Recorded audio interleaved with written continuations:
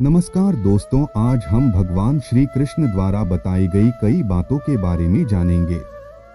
अगर तुम शंका में ही डूबे रहते हो तो तुम्हारे रिश्ते की लंका बहुत जल्द जलने वाली है।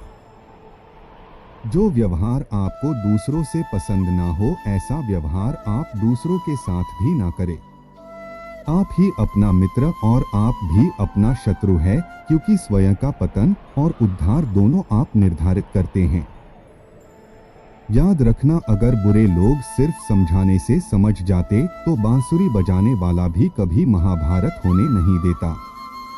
गीता में कहा गया है, जो इंसान किसी की कमी को पूरी करता है वो सही अर्थों में महान होता है। गीता के अनुसार जिंदगी में हम कितने सही हैं और कितने गलत हैं, यह केवल दो लोग जानते हैं, एक परमात्मा और दूसरी हमारी अंतरात्मा। जब तक शरीर है तब तक कमजोरियां तो रहेगी ही, इसलिए कमजोरियों की चिंता छोड़ो और जो सही कर्म है उस पर अपना ध्यान लगाओ। किसी का अच्छा ना कर सको तो बुरा भी मत करना, क्योंकि दुनिया कमजोर है लेकिन दुनिया बनाने वाला नहीं। सच्चा धर्म यह है कि जिन बातों को इंसान अपने लिए अच्छा नहीं समझता उन्हें दूसरों के लिए भी प्रयोग ना करें। मन अशांत है और उसे नियंत्रित करना कठिन है, लेकिन अभ्यास से इसे वश में किया जा सकता है। मन की शांति से बढ़कर इस संसार में कोई भी संपत्ति नहीं है। बिना फल की कामनाएं ही सच्चा कर्म है, ईश्वर चरण में हो समर्पण वही केवल धर्म है। गीता में लिखा है, जब इंसान की जरूरत बदल जाती है तब इंसान के बात करने का तरीका बदल जाता है।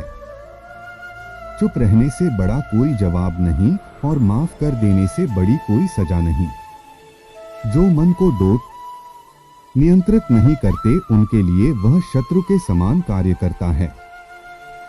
गीता में कहा गया है, कोई भी अपने कर्म से भाग नहीं सकता, कर्म का फल तो भुगतना ही पड़ता है। मनुष्य अपने विश्वास से निर्मित होता है, जैसा वह विश्वास करता है वैसा वह बन जाता है। माफ करना और शांत रहना सीखिए, ऐसी ताकत बन जाओगे कि पहाड़ भी रास्ता देंगे।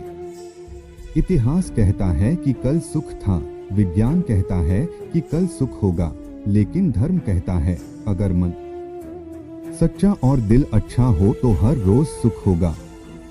ज्यादा खुश होने पर और ज्यादा दुखी होने पर निर्णय नहीं लेना चाहिए, क्योंकि यह दोनों परिस्थितियां आपको सही निर्णय नहीं लेने देती हैं।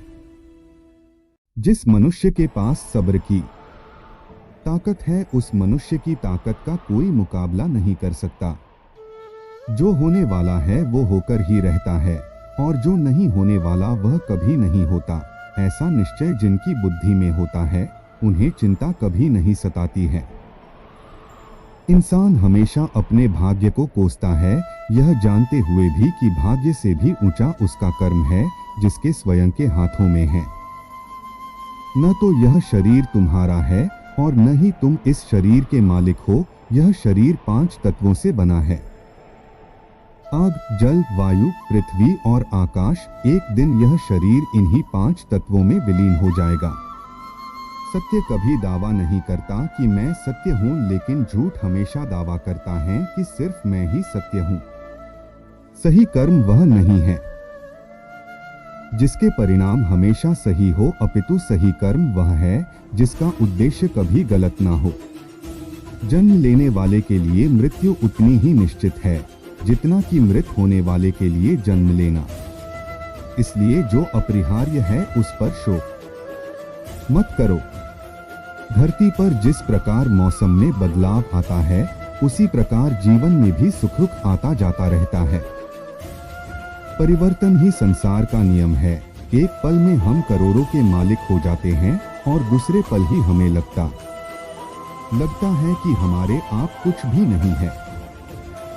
वह व्यक्ति जो अपनी मृत्यु के समय मुझे याद करते हुए अपना शरीर त्यागता है, वह मेरे धाम को प्राप्त होता है और इसमें कोई संशय नहीं है।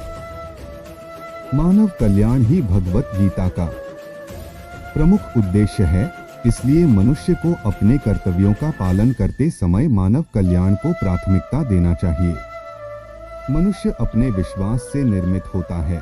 जैसा वो विश्वास करता है वैसा वो बन जाता है। मैं उन्हें ज्ञान देता हूँ जो सदा मुझसे जुड़े रहते हैं और जो मुझसे प्रेम करते हैं। क्रोध से भ्रम पैदा होता है। भ्रम से बुद्धि व्यग्र होती है। जब बुद्धि व्यग्र होती है तब तर्क नष्ट हो जाता है। जब तर्क नष्ट होता है तब व्यक्ति का पतन हो जाता है। अच्छे कर्म करने के बावजूद भी लोग केवल आपकी बुराइयां ही याद रखेंगे, इसलिए लोग क्या कहते हैं इस पर ध्यान मत दो, तुम अपना कर्म करते रहो।